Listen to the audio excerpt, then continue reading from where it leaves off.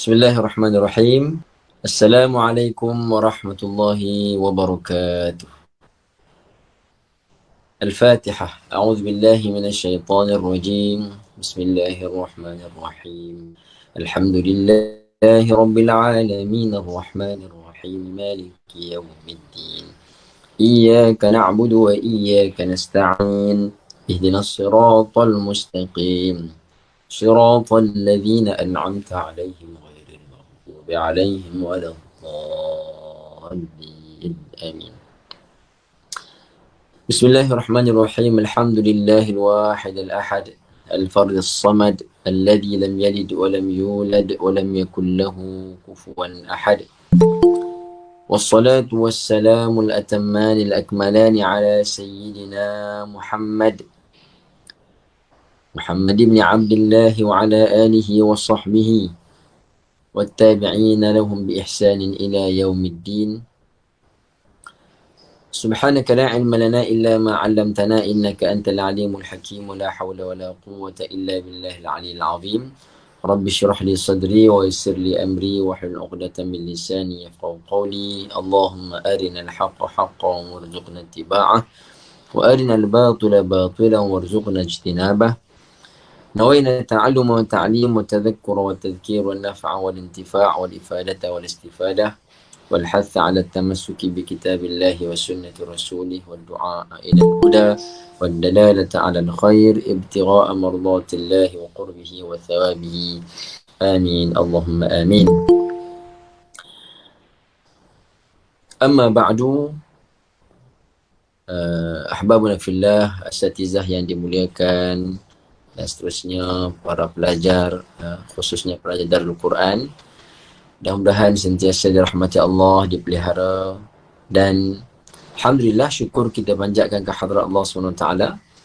Dan pada pagi ini kita dapat menyambung kembali siri daurah Matan Ummul Barahin, pengajian ilmu aqidah daripada kitab yang dikira sebagai antara asas utama di dalam pengajian ilmu aqidah bagi mazhab ahli sunnah wal jamaah, iaitu Matan As-Sanusiyah As-Sughra ataupun Matan Ummul Barahin karangan Al-Imam Allamah Al-Imam Muhammad Abu Abdullah Muhammad bin Yusuf bin Umar As-Sanusi At-Tilimsani rahimahullahu ta'ala, wafat pada tahun 895 Hijriah. Mudah-mudahan Allah Ta'ala mengurniakan kepada kita manfaat daripada kitab ini, daripada pengarangnya dan daripada para masyayikh kita, guru-guru kita di dunia wal akhirah.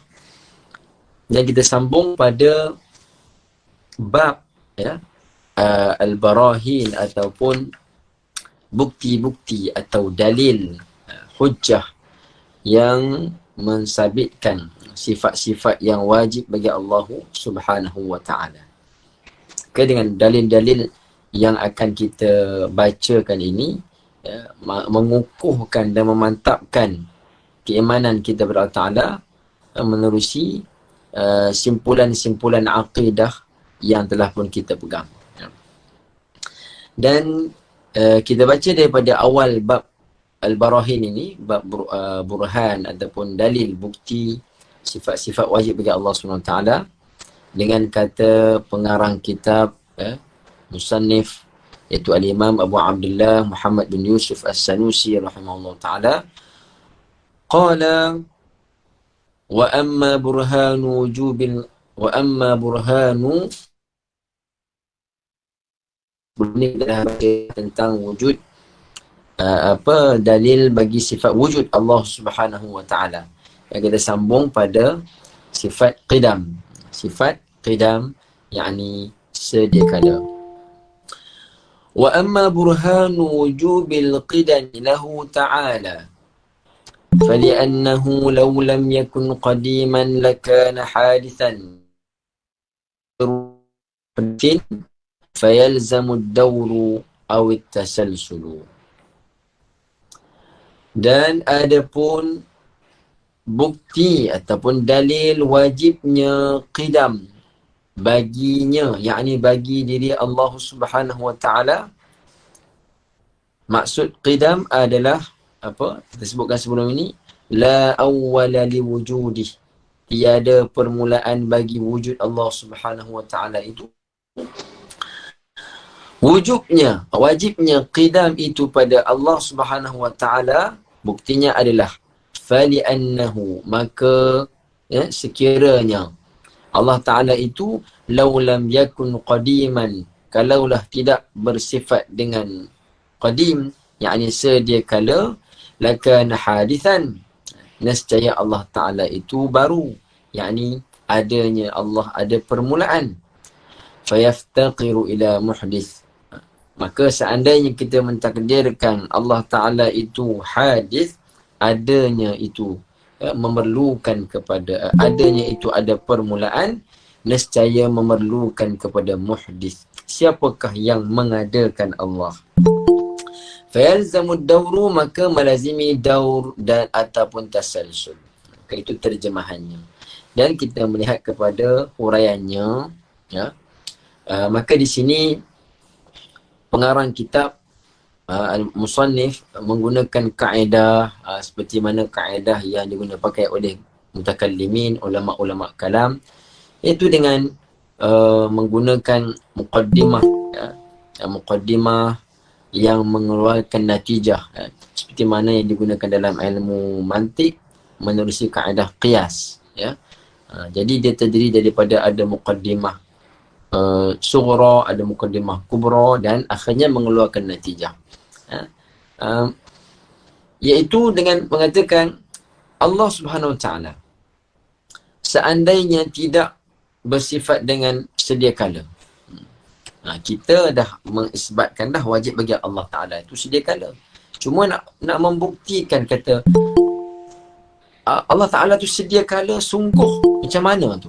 Kerana dengan bukti ini lebih mengukuhkan, lebih memantapkan lagi keyakinan kita.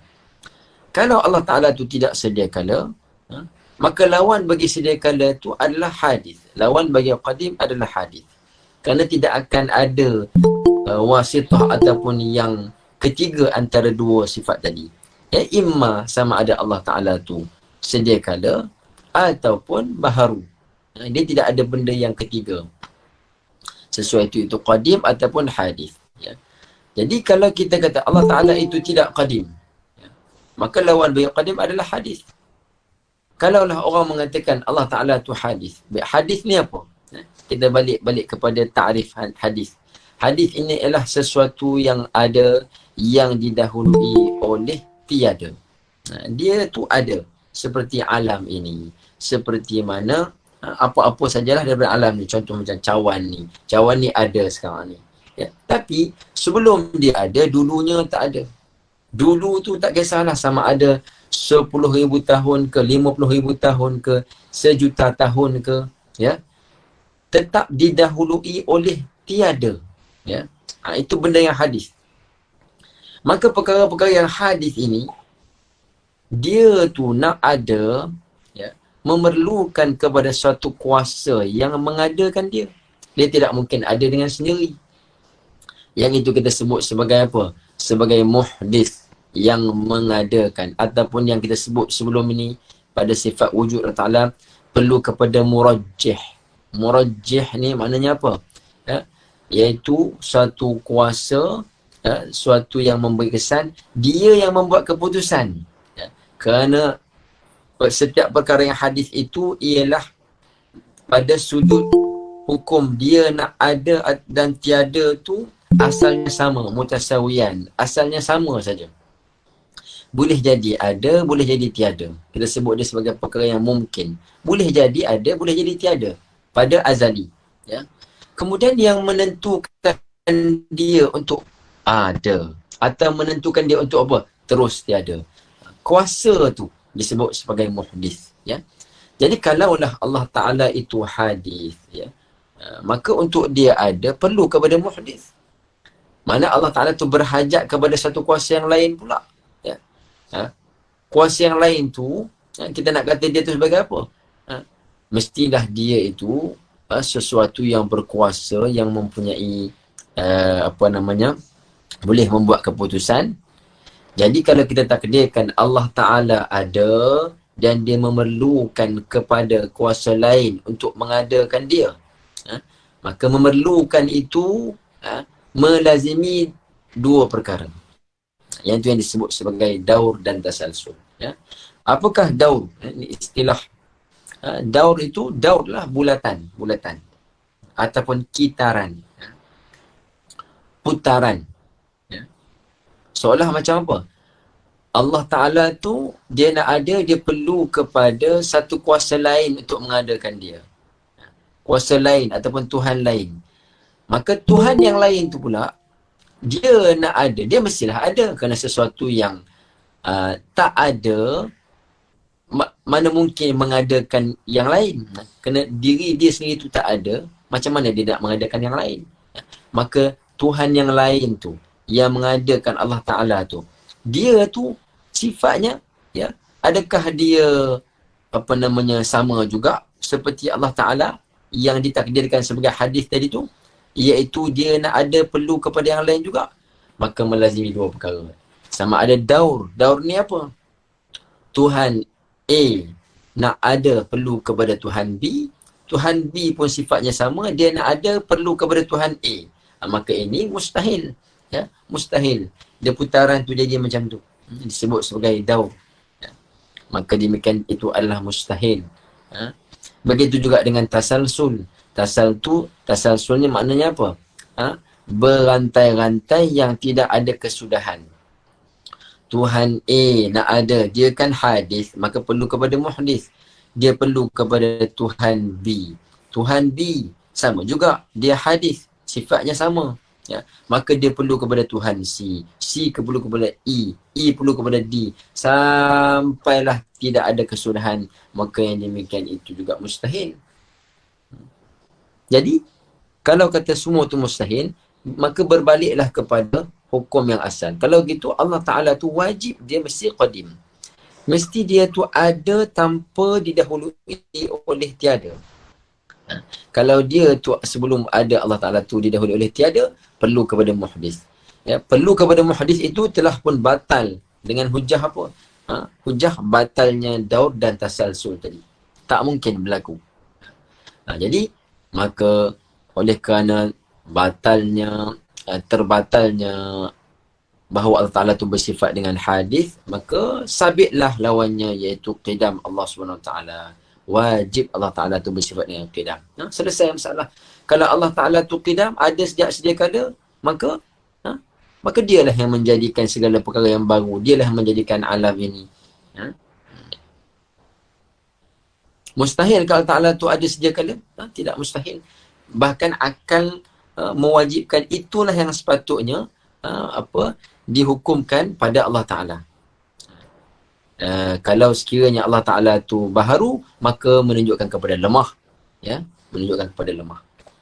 Itu burhan ataupun dalil sifat qidam bagi Allah Ta'ala.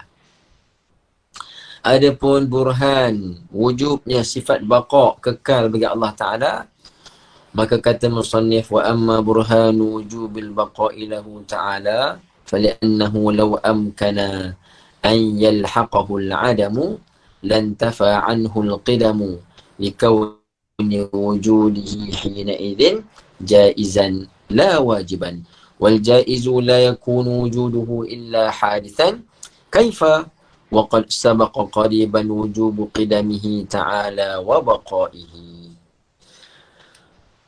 Adapun bukti wajibnya baqa', yang ini sifat kekal bagi Allah Subhanahu Wa Ta'ala itu, maka sekiranya Allah Ta'ala itu, kalaulah mungkin untuk untuk datang kepadanya ketiadaan atau kebinasaan. Kita mentakdirkan, kalaulah Allah Ta'ala tu akan disusuli dengan kebinasaan, mana Allah Ta'ala tu akan mati atau akan musnah. Macam mana tu? Lan tafa anhul qidam. Nescaya ternafilah pada diri Allah Ta'ala tu sifat qidam, yakni sifat sedia kala. Kenapa? Kenapa macam tu pula? Macam mana boleh jadi mulazamah tu? Kalau kalaulah Allah Ta'ala tu boleh disusuli dengan kebinasaan, nescaya ternafilah sediakan Allah Ta'ala. Ya. Kenapa? Likauni wujudihi hina idin jaizan la wajiban. Kerana kalau Allah Ta'ala tu boleh untuk binasa, nescaya dia kata wujudnya Allah Ta'ala itu pada ketika ini hukumnya harus saja, bukan wajib.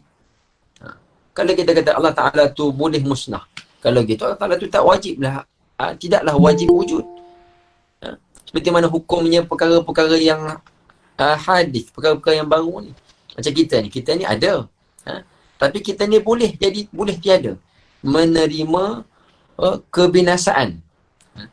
Maka hukum kita ni ada apa? Adakah wajib kita ada? Tidak.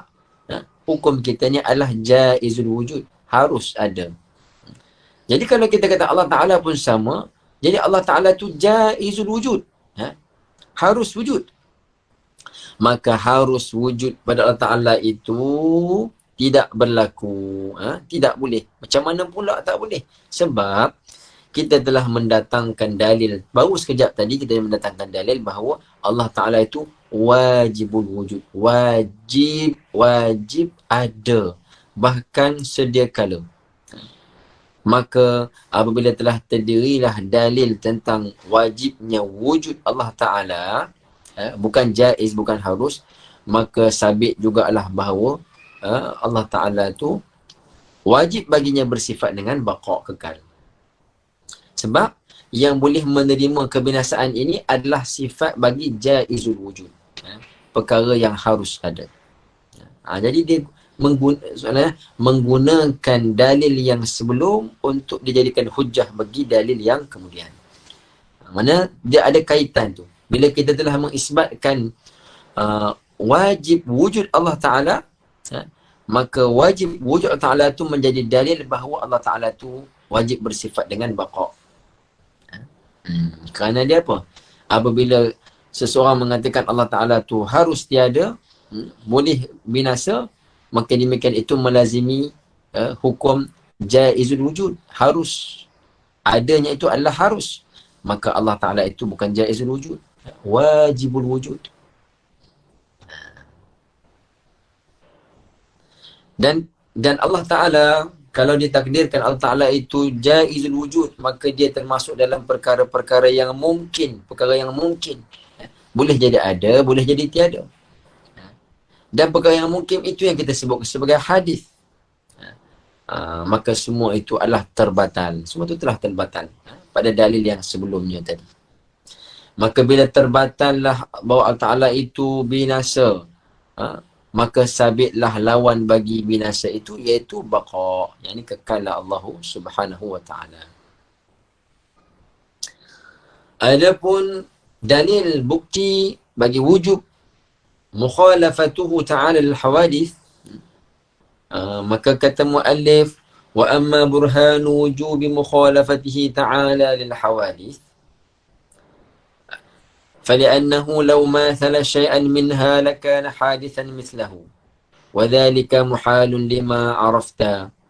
لما عرفت قبل من وجوب قدمه تعالى وبقائه.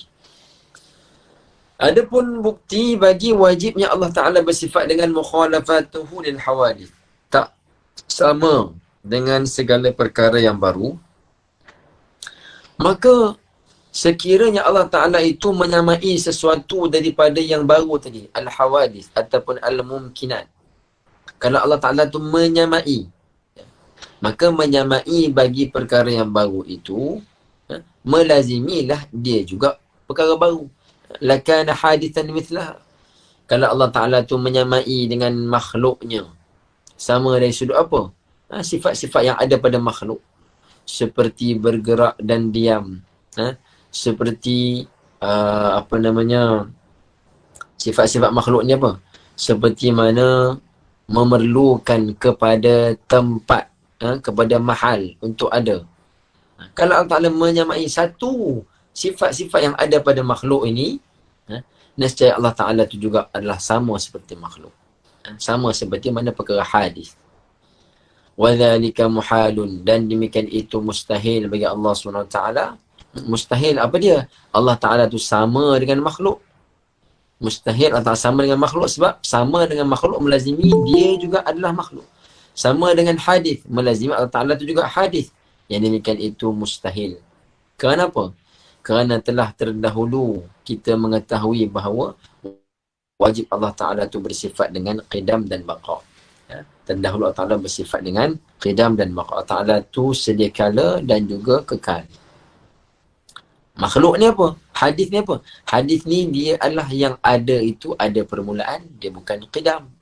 Ya, dan adanya itu ya diakhiri ataupun disudahi dengan kebinasaan. Lawan bagi kekal, lawan bagi baqa. Mana Allah Ta'ala tak menyamai dengan makhluk. Adapun yang kita kata sama dari sudut misal, contoh macam kita kata Allah Ta'ala tu bersifat seperti mana Asma'ul Husna. Contoh macam Allah Ta'ala tu penyayang, pengasih, lagi apa? Sabur, syakur, tawab. Kemudian Allah Ta'ala meletakkan sifat-sifat sifat-sifat Allah Ta'ala tadi tu ada contohnya pada diri manusia.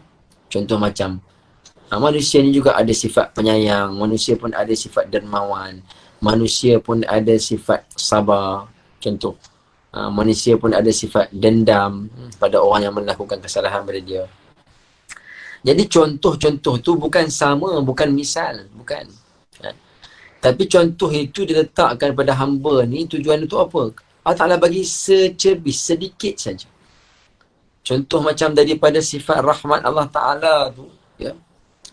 Ini kita bincang luar konteks sifat 20 lah. Dia masuk pada Asma'ullahul Husna, kan? Nama-nama Allah, daripada sifat-sifat Allah. Jadi Allah Ta'ala ni ada rahmat, 100 rahmat. Ya. Satu sahaja rahmat Allah Ta'ala tu, seperti mana sebut dalam hadis, Allah Ta'ala berikan kepada makhluknya di atas dunia ni. Dengan satu rahmat tu lah ibu-ibu mengasihi kepada anaknya, manusia bersama-sama berkasih sayang, hatta binatang pun ada rahmat juga kepada sesama dia.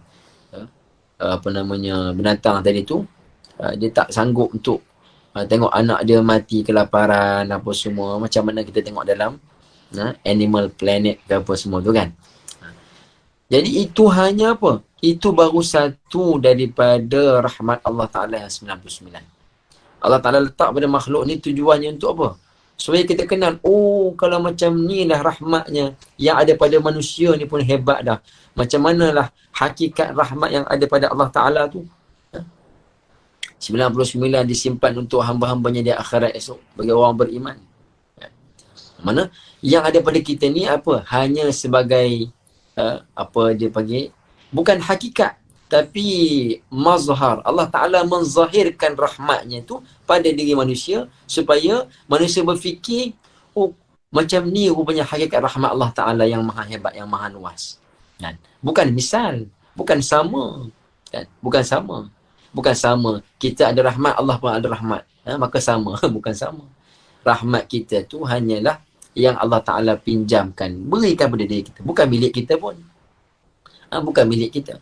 Tapi dia adalah milik Allah Ta'ala. Itu sebagai contoh kalau orang nak kata ada sifat persamaan antara kita dengan Allah Ta'ala. Sama juga macam kalau orang tu nak kata dia nak membandingkan, dia kata tangan Allah dengan tangan makhluk. Makhluk ada tangan, maka Allah Ta'ala pun ada tangan. Dia kata macam tu, kan. Apa peliknya? Tangan Allah, cuma tangan Allah tak sama dengan tangan makhluk. Kita pun jadi pening juga. Sekejap dia menafikan Allah Ta'ala tu ada persamaan dengan makhluk. Kejap dia menyamakan dari segi Allah Ta'ala tu ada anggota, cuma anggota tu tak sama dengan makhluk. Dia jadi pening, pusing-pusing kat situ. Ya. Kita kata tangan di sini bukan masuk tangan anggota, bukan masuk tangan anggota. Ya, kalau tangan anggota, tangan kita pun tak sama dengan tangan monyet. Tangan kita pun tak sama dengan tangan gajah. Adakah kita nak kata tangan Allah Ta'ala tak sama dengan kita, macam mana tak samanya tangan kita dengan tangan-tangan monyet, nyamuk, semua tu tadi? Ya, mustahil Allah Ta'ala ada tangan yang anggota seperti itu. Ya. Habis itu tangan. Ya. Lafaz tangan tu. Ah, lafaz tu bukan semata-mata maksud mana tangan anggota. Seperti mana disebutkan bahawa yadun itu ada banyak makna. Ya. Kalau buka kamus bahasa Arab, buka kamus Al-Muhit. Apa contohnya? Kalau kita nak rujuk dari segi bahasa, kan? Maka tempat rujuknya kamus Al-Muhit ataupun Lisanul Arab. Buka tengok. Berapa banyak makna bagi perkataan yadun. Kan? Tangan, pertolongan, kuasa, banyak. Ya. Mata contohnya. Mata boleh melihat. Lagi mata air, air mata air, ainun juga disebut. Ya. Lagi apa? Ainun juga disebut sebagai mata-mata, spy. Ya. Jadi bahasa Arab tu dia luah. Maka Allah Ta'ala tu tak sama dengan makhluk. Tak sama. Mustahil Allah Ta'ala tu sama hakikatnya dengan makhluk. Sama di sini dari sudut apa? Sama dari sudut Allah Ta'ala tu ada sifat-sifat makhluk. Ada tempat berjihah, bersudut. Ya. Jadi manusia makhluk ini dia ada dia tu ada kaitan dengan tempat, ada dia tu ada berkaitan dengan masa. Ada permulaan, ada pengakhiran. Maka Allah Ta'ala tak sama dengan yang tadi tu. Kerana apa? Kerana telah sabit kita menghukumkan Allah Ta'ala tu bersifat dengan qidam dan baqa'. Manakala kalau Allah Ta'ala tu sama dengan hadis, hadis ini ya, dia tidak qidam, tidak baqa' kerana dia tu ada permulaan dan ada pengakhiran. Wa amma burhanu wujubi qiyamihi ta'ala binafsih, adapun bukti dan dalil wajib Allah Ta'ala tu berdiri dengan sendiri, ada Allah Ta'ala tu dengan sendirinya, mana tidak memerlukan kepada mahal ataupun mukhassis, tak perlu kepada mahal, yakni diri ataupun zat ataupun mukhassis. فَلِأَنَّهُ تَعَالَى لَوْ احْتَاجَ إِلَى مَحَلٍ لَكَانَ صِفَةً وَالصِّفَةُ لَا تَتَّصِفُ بِصِفَاتِ الْمَعَانِي وَلَا الْمَعْنَوِيَّةِ وَمَوْلَانَا جَلَّ وَعَزَّ يجب اتصافه بهما فليس بصفة ولو احتاج إلى مخصص لكان حادثا كيف وقد قام البرهان على وجوب قدامه تعالى وبقائه. Kata musannif rahimahullah ta'ala, dalil bahawa Allah Ta'ala tu wajib bersifat dengan qiyamuhu ta'ala binafsih. Kenapa Allah Ta'ala tu wajib bersifat dengan adanya tu dengan sendiri? Maksudnya apa? Ada dengan sendiri. Bukan ada dengan sendiri, pap, daripada tak ada kepada ada. Seperti mana yang dibayangkan. Ada sendiri. Ya? Daripada tak ada, pap, ada sendiri. Bukan macam tu. Ya? Maksud ada dengan sendiri tu, Allah Ta'ala tu ada yang sedia kala, ya, Allah Ta'ala tu tidak berhajat kepada yang lain. Tidak berhajat kepada mahal. Disebut sebagai mahal. Mahal di sini bukan tempat. Bukan tempat mahal. Tempat macam mana kita terjemah tempat. Maksudnya apa? Allah Ta'ala tu bukanlah sifat. Bukanlah sifat. Yang mana sifat ini, sifat ni, dia punya tabiat dia adalah apa? Dia nak ada perlu kepada zat. Ya. Diri sesuatu yang dia mesti tumpang kepada diri itu baru dia boleh ada. Seperti mana yang kita sebutkan contoh sebelum ini, sifat-sifat ini seperti mana sifat besar, kecil, nak ada besar, kecil, tinggi, rendah, panjang, pendek, apa semua tu, dia mesti ada kepada diri zat, baru dia boleh wujud. Yang mana tak boleh berpisah daripada zat tersebut. Contoh macam warna putih ataupun bulat yang ada pada diri cawan ini. Putih itu bukan diri cawan, bukan zat cawan. Putih itu adalah sifat bagi cawan. Ya. Manakala diri cawan tu apa? Ni, kaca ni. Kaca ni. Yang kita sentuh, yang kita pegang ni, kaca ni. Jadi, kaca tu ataupun cawan tu adalah zat. Warna putih, Sifat bulat adalah sifat yang menumpang kepada zat. Itu yang dikatakan yahtaju ila mahallin, yang perlu kepada tempat. Maka Allah Ta'ala tu bukanlah sifat yang memerlukan kepada zat. Kenapa dia kata? Kenapa Allah Ta'ala tu bukan sifat yang memerlukan kepada zat? Kenapa? Kerana sifat la tattasifu bisifatil ma'ani. Kerana kalau Allah Ta'ala tu adalah sifat, ya, maka sifat ini tidak boleh bersifat dengan sifat ma'ani. Kalau Allah Ta'ala tu sifat, macam mana sifat dia ulang-ulang kan. Sifat boleh bersifat dengan qudrah. Sifat boleh bersifat dengan iradah. Sifat boleh bersifat dengan sama, basar, kalam. Mana boleh? Dia mesti zat. Zat itu yang bersifat dengan kuasa. Zat yang bersifat dengan iradah. Zat yang bersifat dengan mendengar. Kalau kita sendiri pun kan, mesti ada dirinya itu baru boleh kata seseorang itu mendengar. Mesti ada dirinya orang yang mendengar tu. Mana mungkin ada sifat tu sahaja. Ya. Dan kemudian sifat nak bersifat dengan sifat lain. Tak mungkin. Maka kalau begitu, sabitlah bahawa Allah Ta'ala tu adalah zat. Dia bukan sifat. Itu dia. Allah Ta'ala tu adalah zat. Yang wajibul wujud. Yang wajib wujud. Ya. Kerana hanya zat sahaja yang boleh bersifat dengan sifat-sifat ma'ani, sifat ma'nawiyah. Hanya zat saja yang boleh bersifat dengan mendengar, berkata-kata, berkuasa dan semua tu. Sifat ma'nawiyah. Begitu juga dengan sifat ma'ani. Ya, ma'ani ma'nawiyah. Wa maulana jalla wa azza, dan Allah Ta'ala tadi, ya, yajibu ittisafuhu bihima. Yajibu ittisafuhu bihima. Wajib bersifat dengan keduanya. Keduanya tadi apa? Sifat ma'ani dan ma'nawiyah tadi. Falaisa bisifatin. Maka Allah Ta'ala tu bukannya sifat. Seperti mana kita sebut tadi, sifat tidak boleh bersifat dengan sifat. Dan begitu juga Allah Ta'ala ini wajib bersifat dengan qiyamuhu binafsih. Ada Allah Ta'ala tu dengan sendiri, tak perlu kepada tempat. Dan juga tak perlu kepada mukhassis. Tak perlu kepada mukhassis. Seperti mana sifat perkara yang mungkin. Perkara mungkin ini, kita ni, mungkin. Yang tadi asalnya daripada tak ada. Untuk mengadakan dia perlu kepada mukhassis. Siapakah yang mengkhususkan dia supaya ada? Dan bila mana telah ada pula, contoh, bila telah ada, telah wujud. Ya. Maka bersifat dia dengan bergerak dan diam. Okey. Makhluk tadi, hadis tadi, dia nak bergerak ataupun dia nak diam. Perlu kepada ada satu kuasa yang menentukan dia untuk melakukan salah satu daripada dua tadi. Dia tak mungkin dalam satu masa bergerak dan diam sama-sama serentak. Tak boleh. Sama ada kita diam, bergerak atau diam.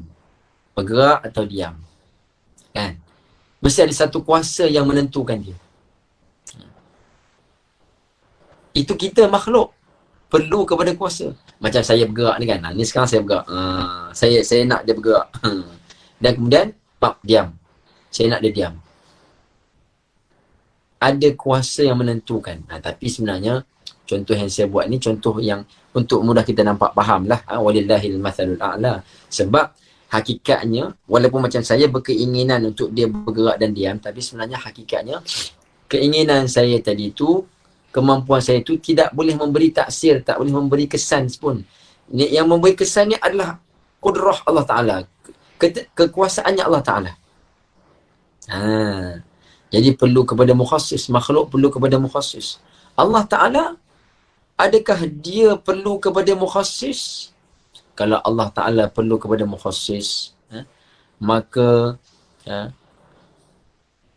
ternafilah Allah Ta'ala tu bersifat dengan qidam dan baqa'. Sebab apa? Kalau Allah Ta'ala perlu kepada mukhassis, nescaya dia akan jadi seperti mana yang kita sebutkan tadi, daur dan tasalsul. Kalau Allah perlu kepada mukhassis, kuasa yang lain, ya, Maka Allah Ta'ala tu berhajat kepada kuasa lain. Tuhan lain yang mengkhususkan Allah Ta'ala. Yang Tuhan lain tu pula dia perlu kepada siapa mukhasis? Dia perlu kepada, tu akan jadi daur dan tasalsul. Kitaran ataupun mata rantai yang tidak mungkin terjadi. Mustahil. Maka apabila telah ternafilah Allah Ta'ala tu bukan sifat, bermakna Allah Ta'ala tu adalah zat. Dan juga kita telah menafikan Allah Ta'ala itu tidak berhajat kepada mukhasis. Mana dia tu secara mutlak bertasarruf. Mana ada dia tu dengan sendiri, bukan dia ada perlu kepada yang lain menentukan dia. Maka sabitlah Allah Ta'ala tu bersifat dengan qiyamuhu binafsih. Ada Allah Ta'ala tu dengan sendirinya. Ada dengan sendirinya. Kana Allah walam yakun ma'ahu syai'. Kana Allah. Adalah Allah Ta'ala itu. Kana sini dia panggil kana apa? Kana tam. Kana tam. Adalah Allah Ta'ala itu. Bukan kalau kana yang kita mengaji dalam nahu tu, yang ada mubtada' khabar tu dia panggil kana naqis. Dia ada mubtada', ada khabar. Kana Muhammadun qa'iman. Contohnya kan, tu kana naqis. Kana Allah maknanya tam, kana tam. Kana yang sempurna. Adalah Allah Ta'ala tu. Mana Allah Ta'ala tu telah ada sejak azali. Walam yakun ma'ahu syai'. Dan tidak ada sesuatu pun yang bersama dengan Allah Ta'ala. Mana sejak daripada azali, Allah Ta'ala tu telah ada dengan sendirinya itu. Tanpa ada sesuatu pun bersama dengan Allah. Adapun alam ni diciptakan baru lagi. Baru tu dari sudut istilah qadim dan hadis. Sebelumnya tak ada alam ni. Allah Ta'ala telah menuliskan, mencatatkan ketentuan bagi alam ini, makhluk ini 50,000 tahun seperti mana sebut dalam hadis, 50,000 tahun sebelum menciptakan langit dan bumi. Siap dah semua ketentuan. Takdir kita apa semua ni dah tertulis dah. 50,000 tahun sebelum diciptakan langit dan bumi. Kana Allah walam yakun ma'ahu syai'. Wa huwal an ala ma kana alaihi wa huwal an ala ma alaihi kan. Allah Ta'ala tu ada sejak sedia kala dan sekarang pun Allah Ta'ala tu macam mana sedia kala dulu lah. Wa huwal an, dan sekarang ni Allah Ta'ala macam mana? Kama alaihi kan. Seperti mana yang keadaan Allah Ta'ala tu sejak sedia kala. Tidak berubah-ubah. Maka Allah Ta'ala tu wajib bersifat dengan qiyamuhu binafsi. Allah Ta'ala tu tidak berhajat kepada tempat. Baik. Kalau Allah Ta'ala tu berhajat kepada tempat, seperti mana makhluk ini berhajat kepada tempat, nak ada tu perlu kepada tempat. Yang pertama, nak ada perlu kepada tempat. Jadi dia mesti nak kena ada tempat. Mesti nak kena mengambil sudut, ada jihah. Sama ada dia di atas ataupun di bawah, sama ada dia di tengok. Kan Allah walam yakun ma'ahu syai'. Allah Ta'ala tu ada sejak azali, tidak ada sesuatu pun bersama dengan dia. Kalau kita kata Allah Ta'ala tu ada dan tidak ada sesuatu bersama dengan dia, macam mana ada orang mengatakan Allah Ta'ala tu duduk di atas? Allah Ta'ala mustahil ada di atas. Sebab apa? Kerana bila kita menghukumkan Allah Ta'ala tu di atas, maknanya mesti ada sesuatu yang duduk di bawah dia. Kita nak kata Allah Ta'ala tu dia atas daripada langit, atas lagi daripada cakrawala, atas lagi maknanya atas bawah. Kita faham sesuatu yang contoh macam ni kan. Dia kena ada satu benda dulu, baru kita boleh nak hukum ke atas ataupun bawah. Mesti ada satu benda dulu. Contoh kita nak kata apa? Lapisan langit ke apa? Contohlah buku ni. Okey. Sekarang ni, kalaulah cawan ni berada di sini, maka kita menghukumkan atas. Kalau cawan ni duduk di bawah buku ni, maka cawan ni kita menghukumkan bawah. Tapi kalau buku ni tak ada, yang ada hanya cawan ni, macam mana kita nak hukumkan di atas? Nak kata atas, bawah macam mana? Dia tidak ada benda lain. Maka Allah Ta'ala tu sejak azali, kan Allah walam yakun ma'ahu syai'. Allah Ta'ala tu ada dan tidak ada sesuatu dengan Allah. Maka Macam mana nak hukumkan Allah Ta'ala ketika itu? Tidak di atas, tidak di bawah. Jadi fahaman yang mengatakan Allah Ta'ala tu di atas, di atas tu mana akan melazimi perkara yang mustahil. Atas macam mana? Dia kata atas lah. Atas lah. Atas ni ke? Dia kata bukan atas ni. Atas lah. Mana atas tu mana? Ulu. Ketinggian. Yang itu takwil. Yang dikatakan atas tu adalah merujuk kepada ketinggian yang Allah Ta'ala. Ketinggian, kemuliaan, kebesaran yang layak bagi Allah Ta'ala. Bukan maksud kita atas, bawah macam tu. Kalau kita nak kata atas, Allah Ta'ala tu di atas, maka macam mana? Orang di Malaysia kata Allah Ta'ala di atas. Orang di Amerika kata Allah Ta'ala di atas. Padahal bumi itu bulat. Masing-masing duk tunjuk gitu dekat atas belaka. Dengan atas. Fauqas sama. Di atas langit. Jadi, atas ke atas? Mana satu atas? Yang ni atas ni bawah. Kan bumi itu bulat kan? Bukan di atas dengan maksud hissi. Hissi macam tu bukan. Bukan maksud dengan hissi makna yang apa fizikal atas bawah gitu bukan. Ialah menunjuk masuk ketinggian. Macam itulah ulama kita mengatakan hadis jariyah tu yang bila apa dia jawab kata Allah Ta'ala tu fis sama, bukan masuk fis sama tu dengan makna hissi, tapi adalah dengan maksud dengan maknawi, maksudnya Allah Ta'ala tu maha tinggi. Dan Nabi pun tak tanya banyak pada dia kerana dia faham dah. Sebab apa? Sebab bila kita kata wajib mengisbatkan qiyam Allah Ta'ala dengan ada Allah Ta'ala dengan sendirinya, maka ternafilah Allah Ta'ala tu ada memerlukan kepada tempat, perlu kepada mahal.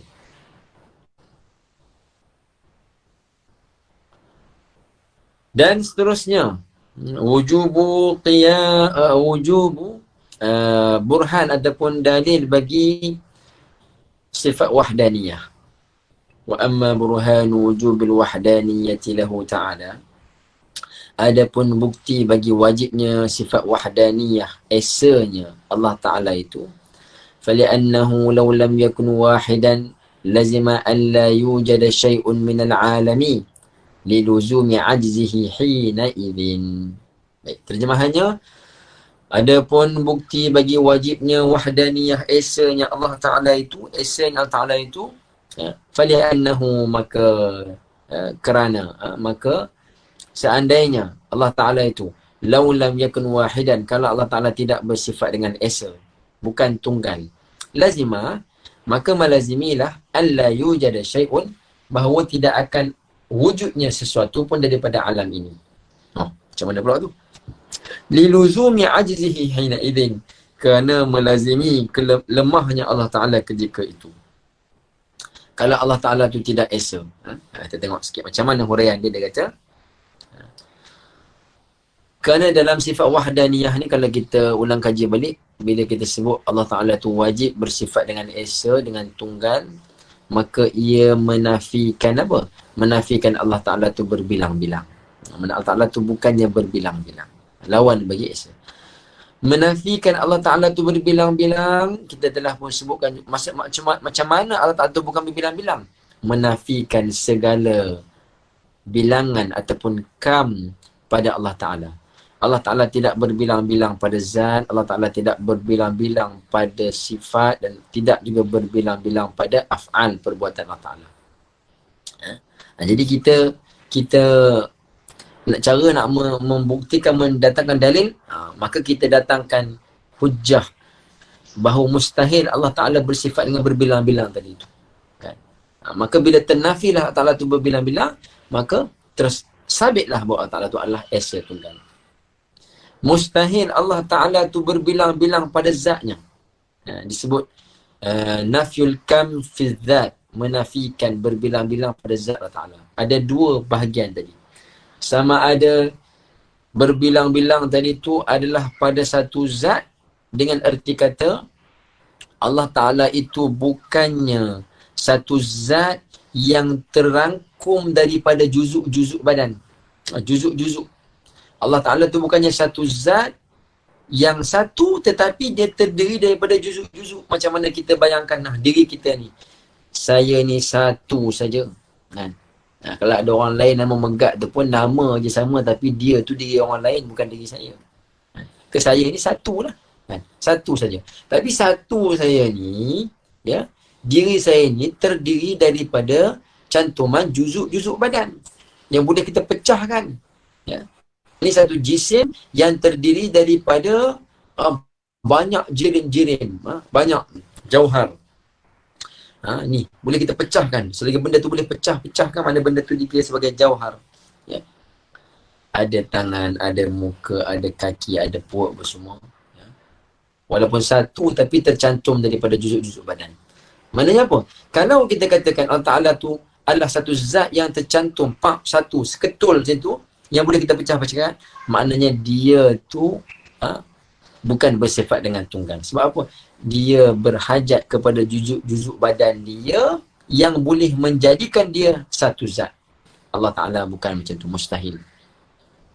Kerana berhajat kepada juzuk-juzuk semua tu, juzuk-juzuk badan tu adalah melazimi sifat lemah. Lemah. Sebab apa? Dia memerlukan kepada bahagian badan dia. Macam kita kan, kita kalau tak ada tangan, macam mana? Lemah. Kalau tak ada kaki, lemah. Perlu kepada kaki, perlu kepada tangan, perlu kepada kepala, kepada apa semua ni. Allah Ta'ala bukannya zat yang terdiri daripada juzuk-juzuk badan. Bukan. Itu disebut sebagai apa? Mengisbatkan ternyafinya berbilang-bilang pada zat Allah Ta'ala yang satu. Allah Ta'ala tu satu yang bukan terdiri daripada juzuk-juzuk. Begitu juga Allah Ta'ala tu bukannya zat yang berbilang-bilang. Dia sebut sebagai kam munfasil fi dzat. Kam berbilang-bilang yang bercerai. Yang bercerai pada zat. Allah Ta'ala ni bukannya zat yang ada berbilang-bilang, yang ada 2, 3, 4. Bukan. Dia hanya tunggal, satu saja. Esa, tunggal. Kerana kalau Allah Ta'ala tu berbilang-bilang, ya, apa namanya, zat,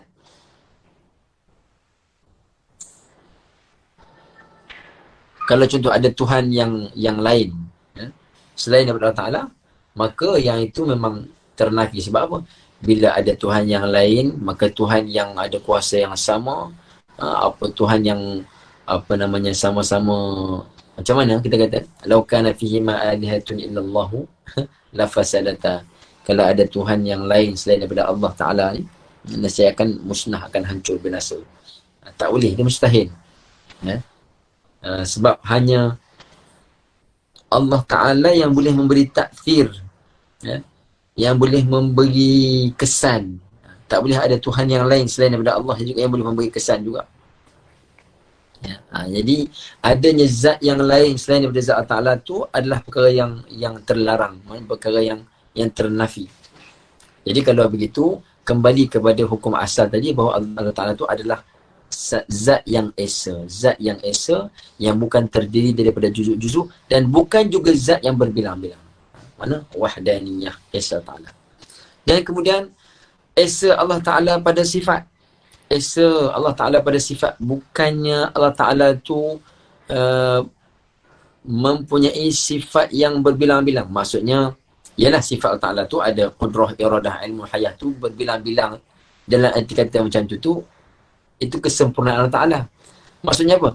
Allah Ta'ala tu bukanlah satu zat yang ada, contoh macam, 2 sifat ilmu, 2 sifat qudrah, atau 3, 4 sifat qudrah. Dia hanya satu saja. Kerana kalau sifat qudrah ada sampai 10 pun, dia tetap dikira sebagai satu sifat qudrah. Dia panggil sebagai apa?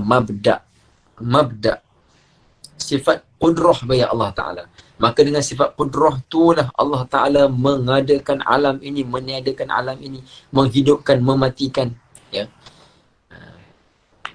Yang berbilang-bilang tu disebut sebagai apa?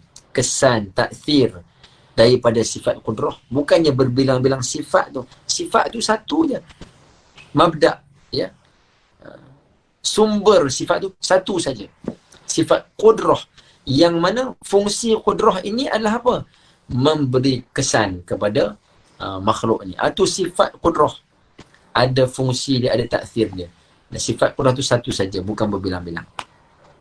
Itu yang kita katakan menafikan kam muttasil fis sifat. Dan begitu juga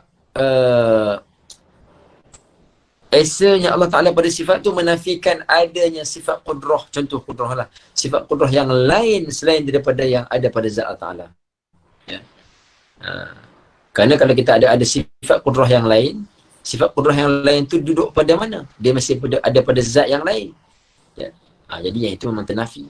Awal-awal lagi kita nafikan tadi, kita menafikan ada zat yang lain selain daripada Allah Ta'ala.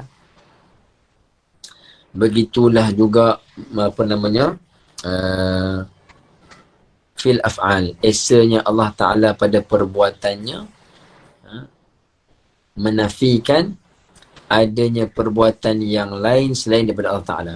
Ataupun menafikan juga bahawa Allah Ta'ala itu ada dua perbuatan, dua pekerjaan.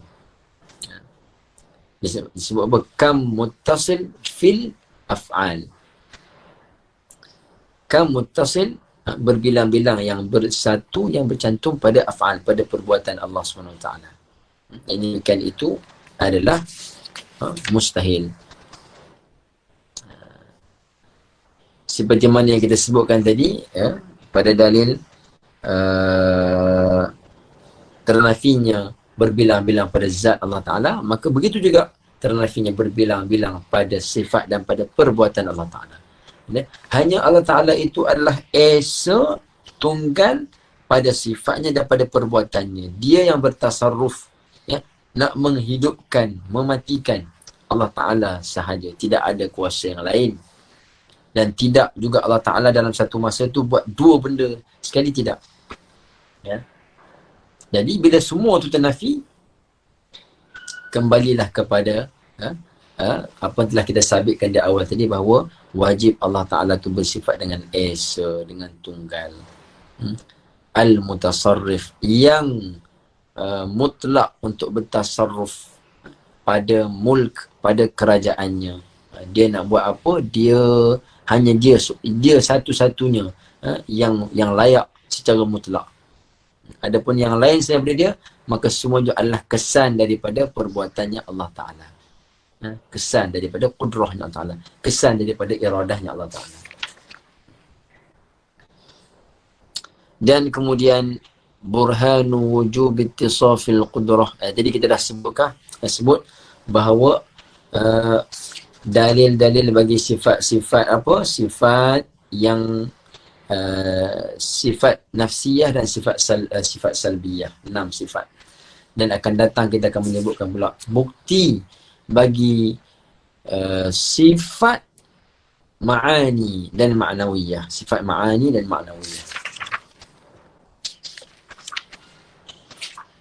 Mungkin kita boleh pergi secara, orang kata apa, secara laju sebab masa tak berapa banyak dah ni, kita nak habiskan terus dalam bab burhan ni, kerana akan datang kita akan masuk pada bab nubuwat, kerasulan pula.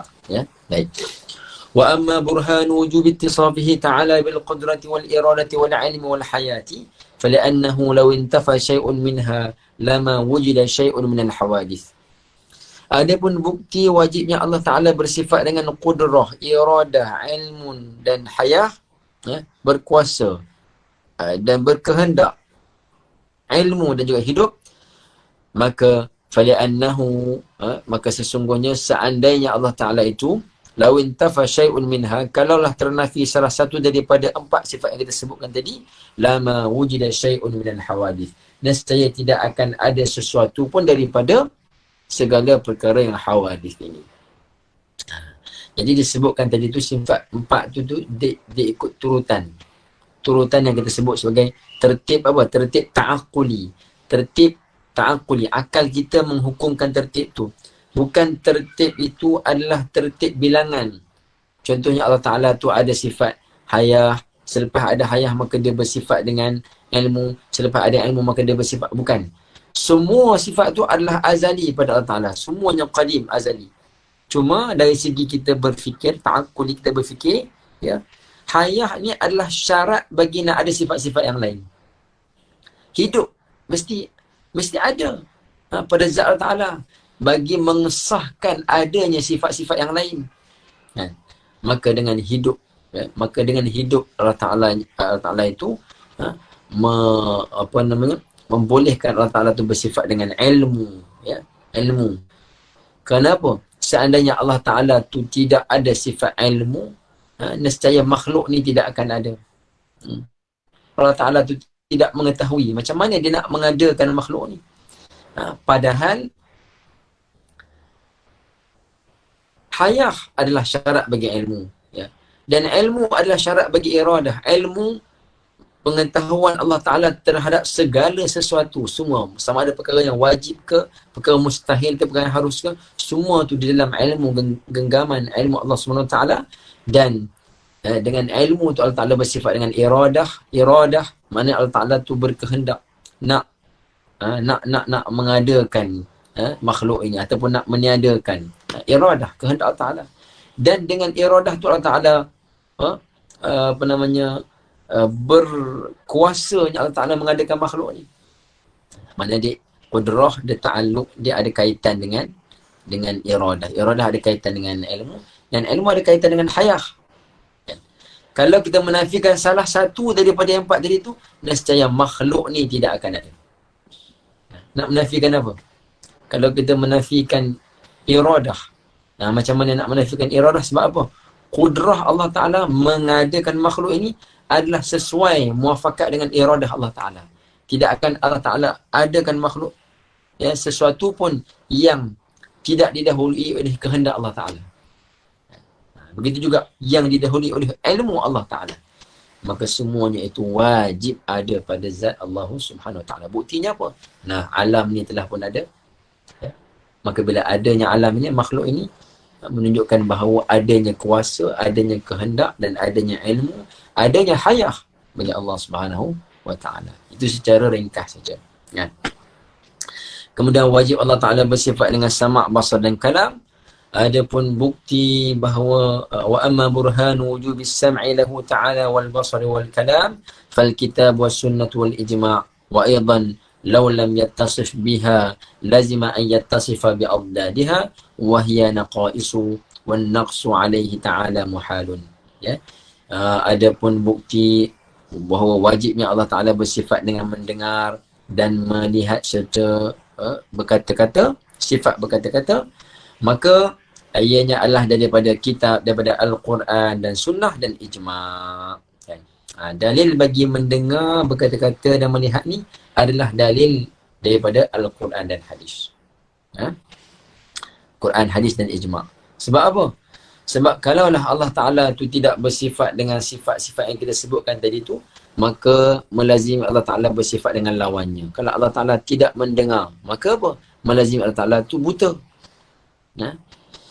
Kalau Allah Ta'ala tu tidak berkata-kata, tidak ada sifat perkata, seperti mana yang diterjemahkan oleh Syekh Wan Ismail atau Pak Da'i.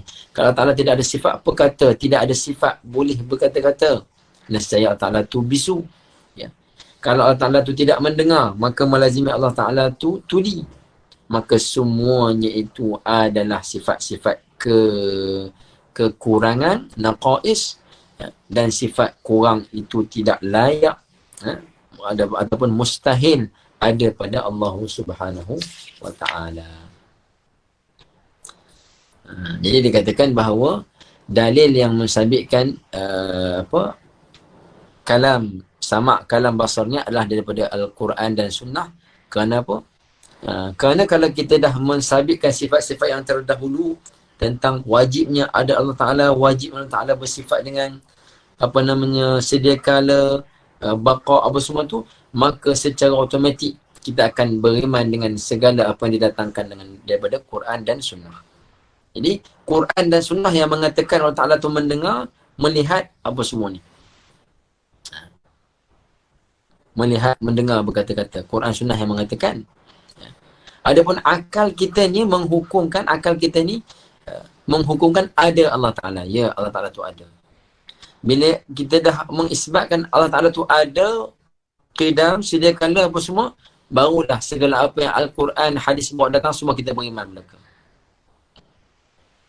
Sebab itu, di dalam pengajian akidah ni, cara mutakalimin ni, dia mendahului dalil-dalil akal berbanding dalil-dalil naqal. Naqal ni mana dalil Quran, hadis. Walaupun dalam Quran, hadis ada sebut semua dalil-dalil semua tu. Allah Ta'ala berkuasa, innallaha ala kulli syai'in qadir semua tu. Tapi, untuk cara kita nak menegakkan iman, akidah kita ni, dia mesti didahului oleh akal. Kenapa?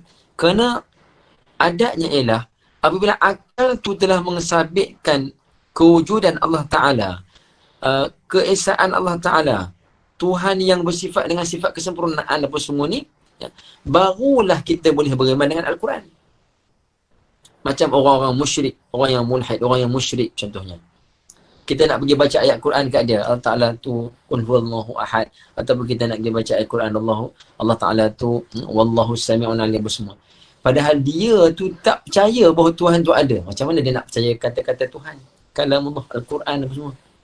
Maka didahului oleh dalil akal.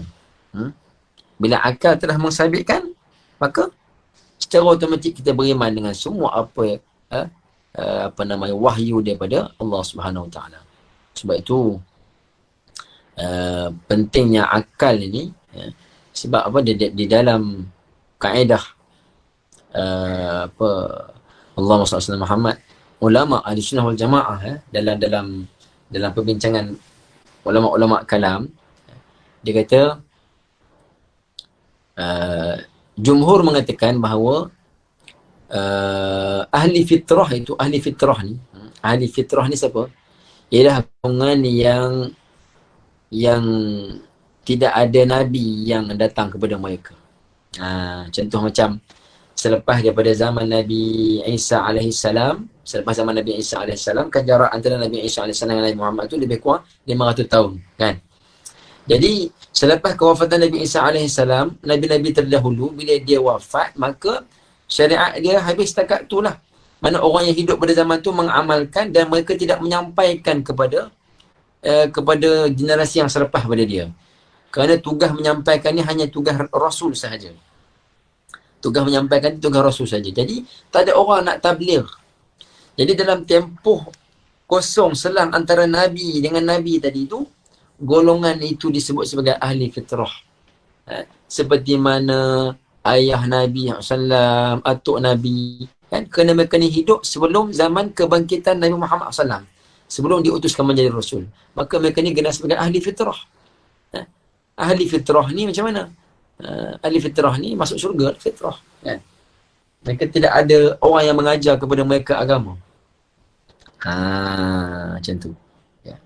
Tetapi ada juga pandangan, kalau tak silap saya, Imam Abu Mansur Al-Maturidi mengatakan bahawa ahli fitrah ini, walaupun tidak ada datang kepada mereka Rasul, mengajar kepada mereka, menyampaikan agama kepada mereka, mereka tetap juga wajib untuk mengenal kepada Allah Ta'ala.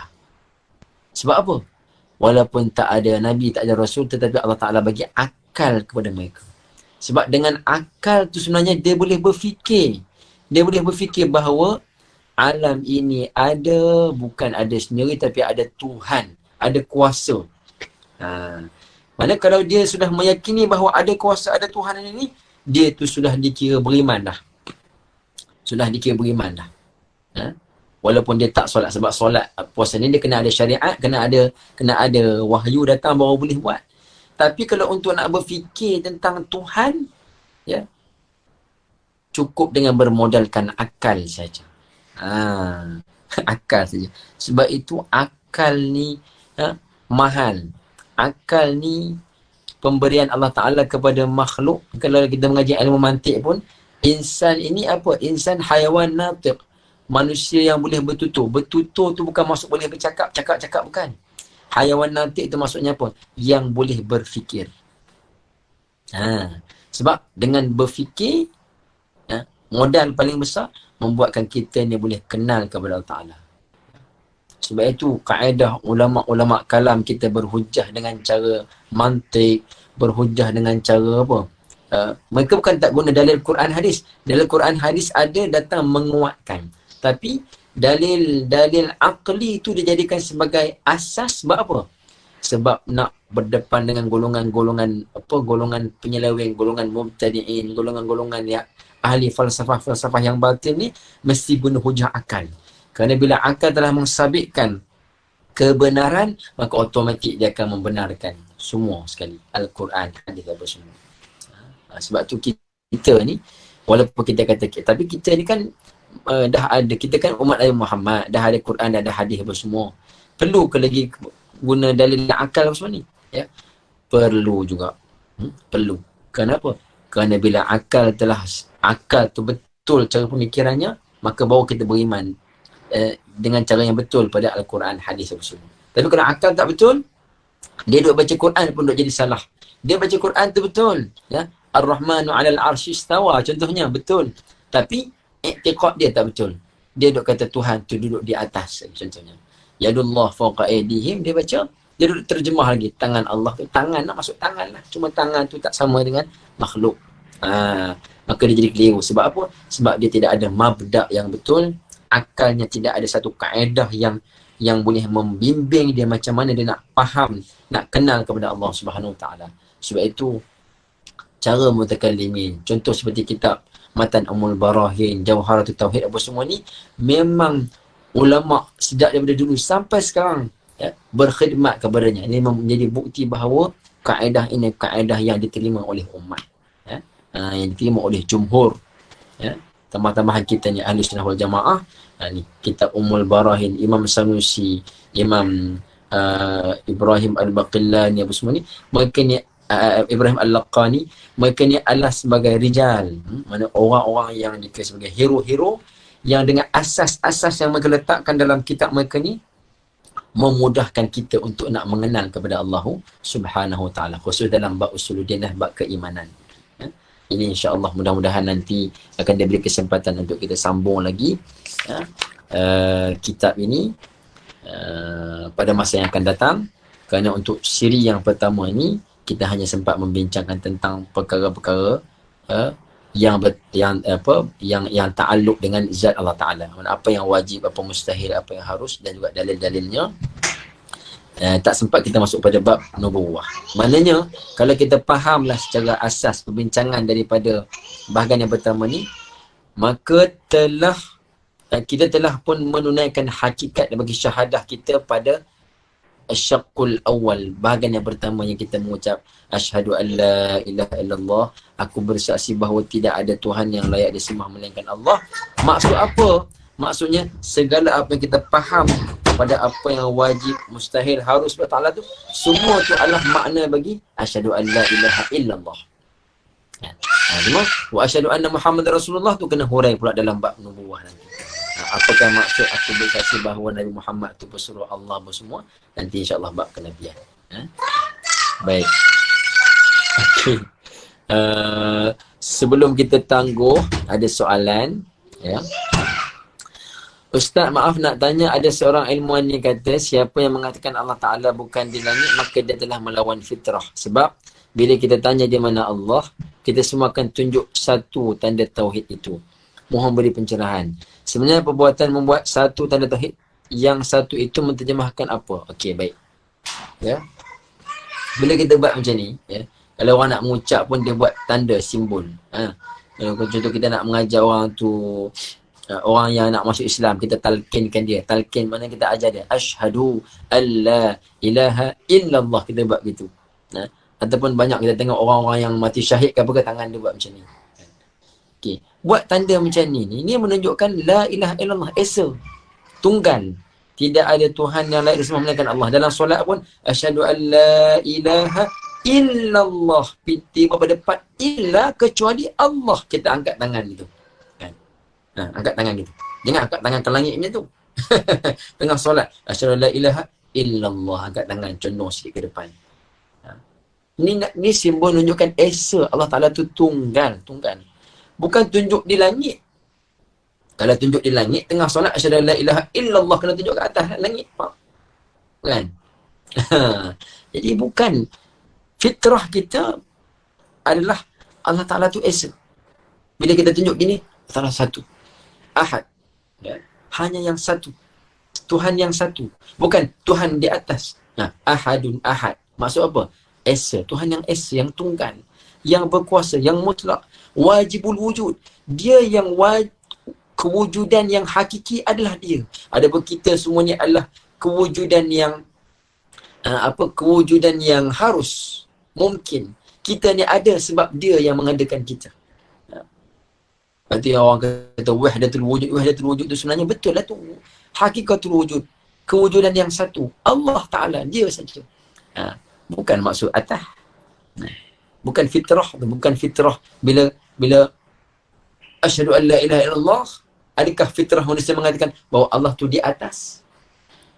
Kerana saya sebutkan tadi tu, atas tu pun kita kena ni juga. Okey. Kalau orang yang duduk di Malaysia, dia tunjuk atas macam ni. Orang yang duduk di Mekah, dia tunjuk atas macam ni. Orang yang duduk di timur macam ni. Barat macam ni. Yang mana yang atasnya? Kalau kita kata fitrah mengatakan Allah Ta'ala tu di atas. Tapi kalau fitrah mengatakan Allah Ta'ala tu tinggi, maha tinggi, maka itu fitrah. Itu fitrah.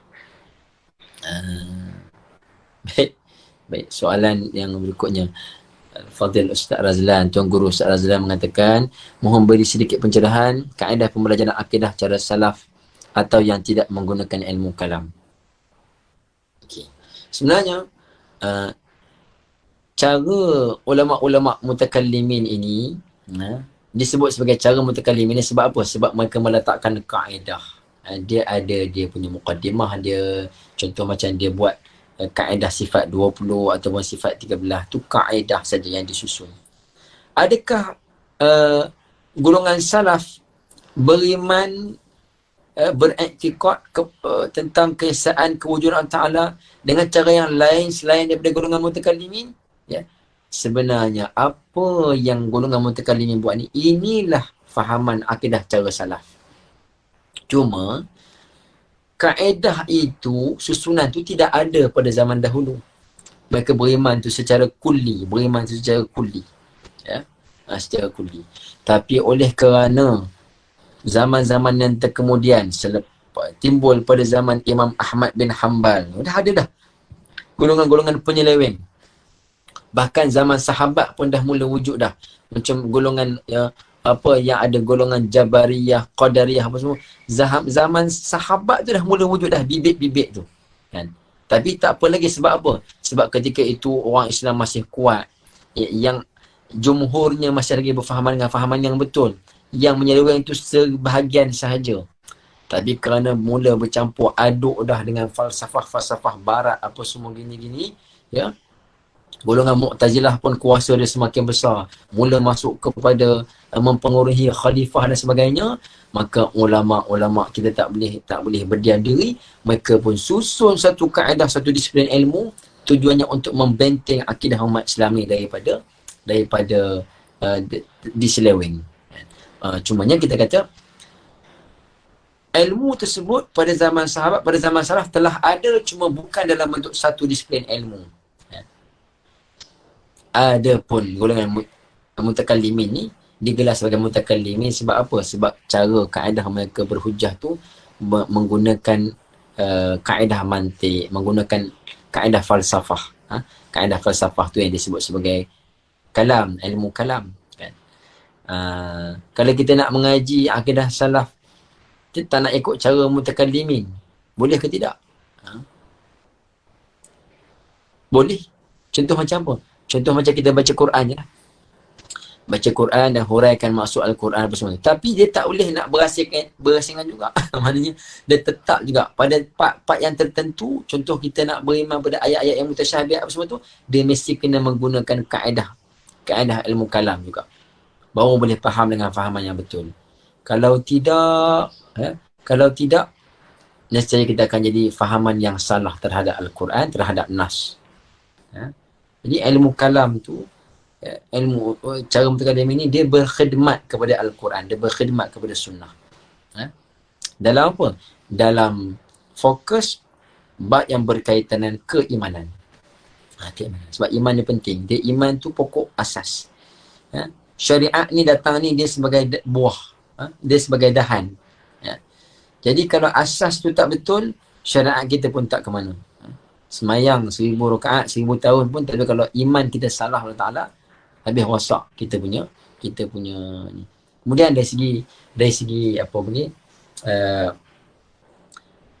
pembuktian, pembuktian. Mana sejak daripada zaman berzaman, contoh macam sejak daripada zaman Imam Abu Hasan Al-Asy'ari yang mengasaskan, yang pelopor kepada akidah kita ni, Asy'ariyah apa semua ni, sampai sekarang jumhur ulama mengatakan bahawa inilah cara yang betulnya dalam kita nak mengaji ilmu akidah. Inilah cara yang betul.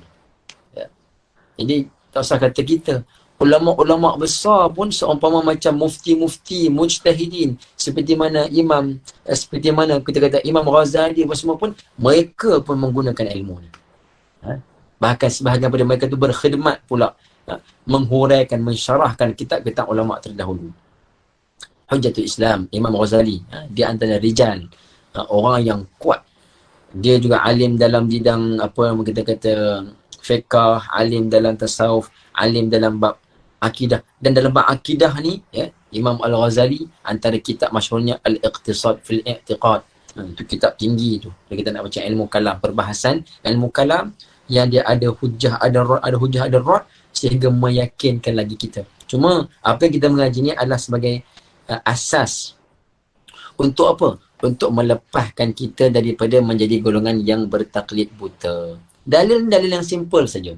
Kita kena guna akal kita, fikir sikit, buat hujah sikit, tidaklah ada perbincangan yang detail, yang mendalam, sekadar apa? Sekadar nak mengeluarkan kita daripada golongan yang muqallid. Sebab apa? Orang yang muqallid ni, ulama mengatakan, sebahagian ulama mengatakan tidak selamat di akhirat esok. Sebab apa? Iman dia tu tidak lagi dikira iman yang sah. Sebab dia tidak beriman, mana dia tidak mempercayai dengan yakin. Sebab apa? Dia hanya mengikut membuta-tuli. Bila ditanya kepada dia apa bukti, apa hujah, dia tak tahu. Tok guru cakap apa, dia ikut belaka. Macam tu. Jadi insyaAllah mudah-mudahan kita dapat manfaat. Jadi terima kasih sekali lagi kepada pihak Pusat Islam, khususnya pimpinan Al-Fadhil Ustaz Fazli, dan juga Asatizah di Darul Quran yang memberi sokongan untuk program kita ini. Dan kita bersedia maklum bahawa untuk siri yang pertama kita akan tangguhkan di sini dahulu, kena memberi laluan kepada pelajar-pelajar kita, khususnya semester akhir yang akan menghadapi peperiksaan final exam tidak lama lagi. Jadi kita beri laluan dahulu untuk fokus insyaAllah, supaya semuanya mantap Al-Quran dan subjek-subjek lain dapat diulang kaji dengan sebaiknya. Dan insyaAllah sekiranya ada peluang, ada masa, ada rezeki, kita akan sambung lagi sehingga khatam kitab ni insyaAllah, sehingga khatam, kerana kitab ni berkat dan di hujung-hujungnya tu ada manfaat. Bila nanti kita akan bercakap tentang daripada kalimah syahadah itulah lahirnya adanya istighna, iftiqar apa semua tu. Jadi situ tu antara kunci tempat manisnya, sedapnya mengaji ilmu akidah ni, di situ baru kita dapat insyaAllah. Jadi mudah-mudahan apa yang kita kongsikan ini sedikit sebanyak dapat memberi manfaat, menambah kefahaman kita. Kalau tidak menambah kefahaman pun, sekurang-kurangnya kata orang, kita nak mengulang-ulang. Dulu dah mengaji dah, tapi sebab kita tidak baca dia. Kitab ni orang tak baca kalau seorang-seorang. Dia mesti baca duduk dalam majlis ilmu baru kita baca. Duduk seorang-seorang dia tak ada zuk baca. Dia kena baca tu bincang, muzakarah macam tu, baru dia timbul kesedapan dia kan. Jadi Allah Subhanahu Wa Taala alam. Sekali lagi saya ucapkan terima kasih dan mohon maaf atas segala salah silap kekurangan. Yang baik itu adalah daripada Allah Subhanahu Wa Taala, yang kurang silap saya sendiri. Dan kita rujuklah kepada tuan-tuan guru, Fadil Ustaz Razlan, Ustaz Fazli dan tuan-tuan guru kita. Sekiranya ada perkara yang kita sama-sama tak faham, kita rujuk pada guru-guru kita. Kerana dalam bab akidah ni, dia kena jelas. Dia kena jelas insyaAllah. Allah Subhanahu Wa Taala alam. Mari kita selawat atas Nabi Muhammad SAW sebelum kita menangguhkan majlis kita pada pagi ini insyaAllah. اللهم صل أفضل صلاة على أسعد المخلوقات كسيدنا محمد وعلى آله وصحبه وسلم عدد معلوماتك ومداد كلماتك كلما ذكرك الذاكرون وغفل عن ذكرك الغافلون. سبحانك اللهم وبحمدك نشهد أن لا إله إلا أنت نستغفرك ونتوب إليك. بسم الله الرحمن الرحيم. العصر إن الإنسان لفي خسر إلا الذين آمنوا وعملوا الصالحات وتواصوا بالحق وتواصوا بالصبر. السلام عليكم ورحمة الله وبركاته. جزاكم الله خيرا.